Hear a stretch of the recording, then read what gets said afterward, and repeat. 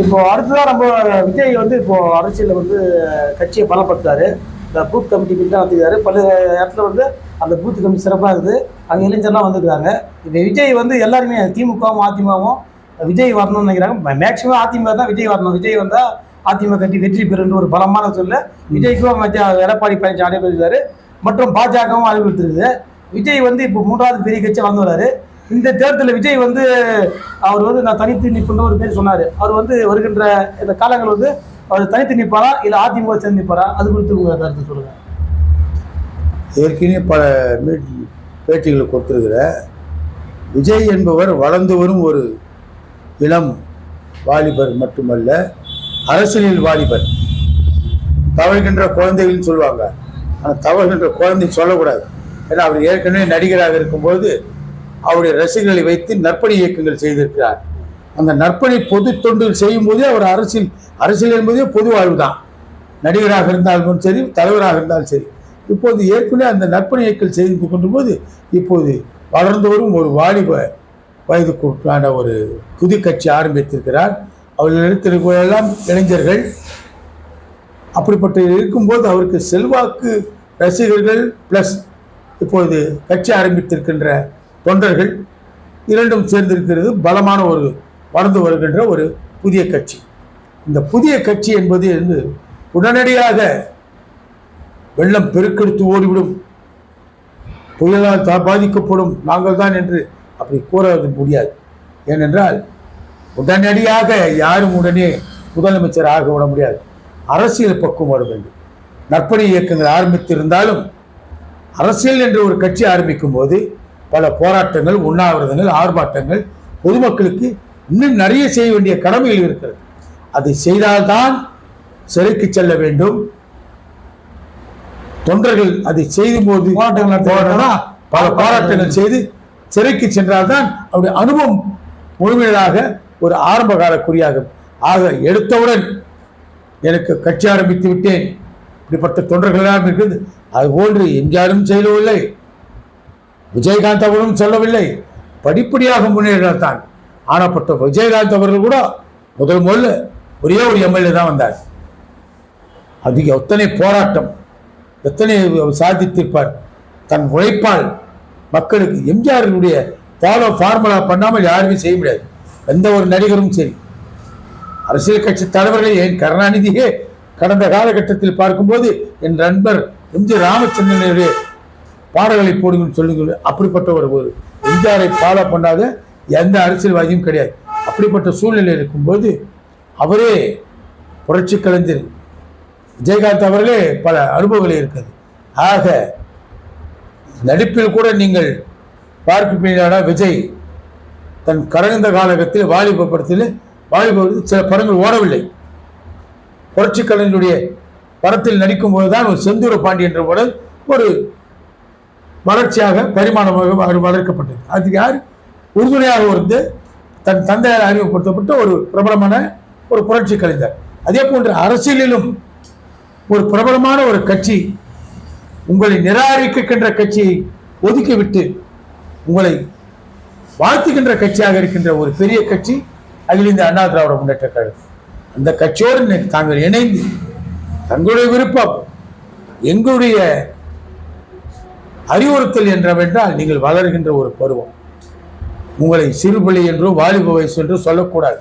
50 தாண்டி விட்டார்கள். உங்கள் கட்சிகளில் இருப்பவர்களெல்லாம் இளங்காளையர்கள். அவர்களுக்கு விவேகம் இருக்கும், விவேகம் வேண்டும். உங்களுக்கு வேகம் இருக்கிறது, விவேகமும் இருக்கிறது. உங்களை நான் மனதார பாராட்டுகின்றேன். நீங்கள் வளர்ந்து வருகின்ற கட்சி சொல்லிக்கொள்ளலாம், நாளைய முதல்வர் எந்த கட்சியும் சொல்லலாம். ஆனால் தயவு செய்து ஒன்றை சிந்தித்து பார்க்க வேண்டும். அதிமுக கூட்டணி வைத்திருந்தால் தங்களுக்கு பலம் மீண்டும் அனுகரிக்கலாம். 20 லட்சம் ரசிகர்களை கூட்டி மாநாடு நடத்தினீர்கள். மேலும் பல தொண்டர்கள் வருவார்கள். 20 லட்சத்தை வைத்துக் கொண்டு யாரும் முதலமைச்சர் ஆகிவிட முடியாது. ஆக உங்களை வாழ்த்துகின்ற ஒரு கட்சி இன்றைக்கு இருக்கிற ஏற்கனவே ஆளுங்கட்சியாக இருப்பது அதிமுக தான். அதனோடு கூட்டணியை சேர்ந்தால் தாங்கள் பலம் பெறுவீர்கள். வருங்காலத்தில் உங்களுக்கு சந்ததிகள் நன்றாக இருக்கும், எண்ணிக்கை கூடும். மேற்கொண்டு இந்த அதிமுக கூட்டணியில் உங்களோடு பலம் சேர்ந்து கொண்டிருக்கிறதுக்காக போய் மூர்த்தி அவர்கள் புரட்சி பாரதம் இருக்கிறது. தென் மாவட்டங்களில் பார்த்தோன்னா ஜான் பாண்டியர் பல்லர் சங்க தலைவர் ஜான் பாண்டியர் இருக்கிறார். கே கிருஷ்ணசாமி புதிய தமிழகம் கட்சி இருக்கிறது. சேக்கு தமிழரசன் இந்திய குடியரசு கட்சி இருக்கிறது. பாஜக மத்தியில் ஆளுகின்ற இந்தியாவை ஆழ்ந்து கொண்டிருக்கிற பாரதிய ஜனதா கட்சி இருக்கிறது. பாட்டாளி மக்கள் கட்சி வர வாய்ப்பு இருக்கிறது. தேமுதிக ஏற்கனவே கூட்டணியில் தான் இருந்து கொண்டிருக்கிறார்கள். இப்போது மேலவை உறுப்பினர் போனால் கொடுக்காம இருக்கலாம். அதற்காக யாரும் விரிவுபடுத்தி திமுகவுடைய கேலிக்கூத்துக்கும் அந்த நரி என்ற திமுகவுக்கும் ஆட்கொள்ளாதீர்கள். தயவு செய்து தாங்கள் நிதானமாக யோசித்து வளர்ந்து வருகின்ற தாங்கள் அதிமுகவோடு சேர்ந்து பலம் பெறுங்கள். ஏனென்றால் தயவுசெய்து தாங்கள் உன்னிப்பாக கவனிக்க வேண்டும். இந்த ஆட்சி சர்வாதிகார ஆட்சி, மக்களுக்கு எந்த விதமான பாதுகாப்பும் இல்லாத ஆட்சி. எங்கு பார்த்தாலும் பாலியல் பலாத்காரம், கஞ்சா விற்பனை, சாராய கடத்தல், ஆட்கடத்தல், கொலை, கொள்ளை எல்லாம் நடந்து கொண்டிருக்கிறது. உதாரணத்திற்கு முதலமைச்சர் இருக்கிற ஒரு காவலனுடைய கட்டுப்பாட்டினுடைய ஒரு முக்கியமான ஆள் யாருனால் தமிழக மாண்பு முதல்வர். அவருடைய தொகுதியிலே குளத்திலே பகுஜன் சமாஜ் பார்ட்டி உடைய மாநில தலைவர், அற்புதமான ஒரு வழக்கறிஞர். அப்படிப்பட்ட வழக்கறிஞருக்கு ஒரு மாநில கட்சி தலைவருக்கு அந்த இடத்தில் பாதுகாப்பு இல்லாமல் அதிகாலையிலே வெட்டி சாய்க்கப்படுகின்றார். அப்படிப்பட்ட ஒரு எந்த விதமான பாதுகாப்பும் இல்லாத ஒரு திமுக கட்சியை இந்த மக்கள் நிராகரித்துக் கொண்டிருக்கின்றார்கள். எப்போது இந்த ஆட்சி மாறும், எப்போது இந்த கட்சியினுடைய ஆட்சி நிலைப்பாட்டிலிருந்து தவறும் என்று மக்கள் கொந்தளித்துக் கொண்டிருக்கிறார்கள். அரசியல்வாதிகள் உன்னிப்பாக கவனித்துக் கொண்டிருக்கிறார்கள். ஆக தாங்கள் எந்த காரணத்தை கொண்டும் காங்கிரஸ் அழைப்பு விடுத்துக் கொண்டிருக்கிறது. பெருந்தகை செல்வம் 83 சீட்டு கொடுக்கிறேன், பால்மாராதீர்கள். தயவு செய்து காங்கிரஸ் ஒரு டம்மி.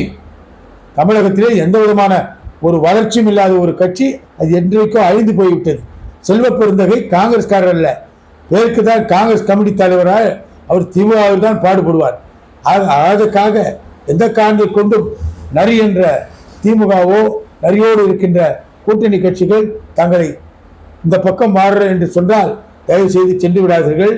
உங்களுக்கு இந்த நாள் வரைக்கும் தாவேகா கட்சிக்கு, உங்களுடைய கட்சிக்கு பங்கம் விளைவித்துக் கொண்டிருக்கின்ற ஒரே கட்சி திமுக தான்.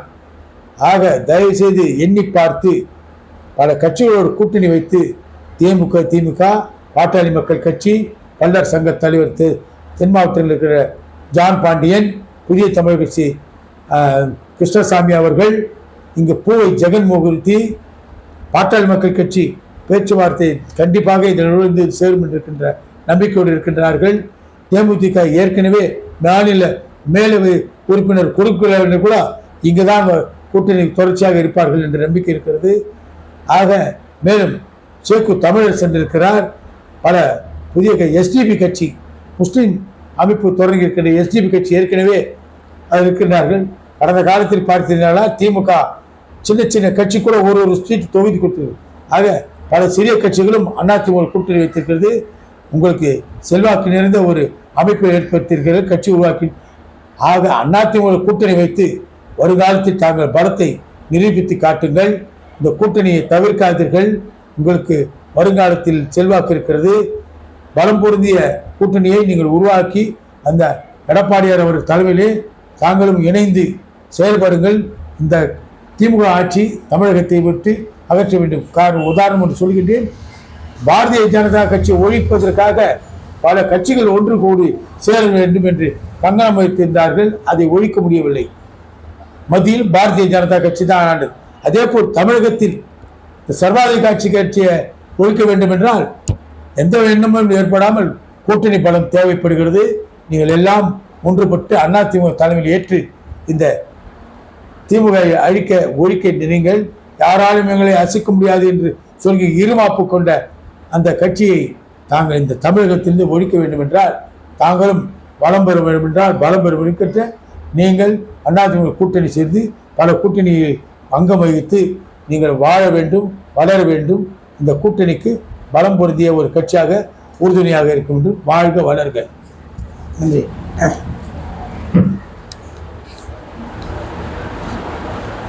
ஓகே ஆச்சா?